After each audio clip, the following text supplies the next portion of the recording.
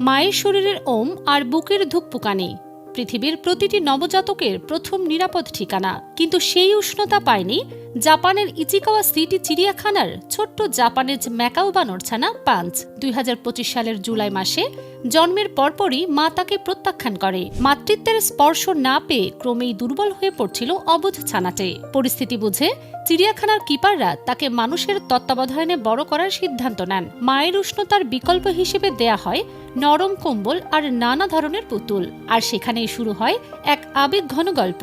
অসংখ্য পুতুলের মধ্য থেকে পাঞ্চ বেছে নেয় উজ্জ্বল কমলা রঙের একটি ওরাংউটাং পুতুল। ইন্টারনেট দুনিয়ায় যার নাম হয়ে গেছে ওরান মামা। এখন পাঞ্চ যেখানে যায় পুতুলটি তার বুকে বা পিঠে আঁকড়ে থাকে। ঘুমানোর সময় অন্য বানরদের দেখে ভয় পেলে এমনকি বিশ্রামের মুহূর্তেও ওরান মামাই তার একমাত্র ভরসা। পাঞ্চের এই হৃদয় ছোঁয়া ভিডিও সামাজিক যোগাযোগ মাধ্যমে ছড়িয়ে পড়তেই শুরু হয় ব্যাপক সাড়া। মানকি মাউন্টেন এলাকায় প্রতিদিন উপচে পড়া ভিড়। শুধু অনলাইনে নয়, সরাসরি পাঞ্চকে দেখতে চিড়িয়াখানায় ভিড় করছেন হাজারো দর্শনার্থী।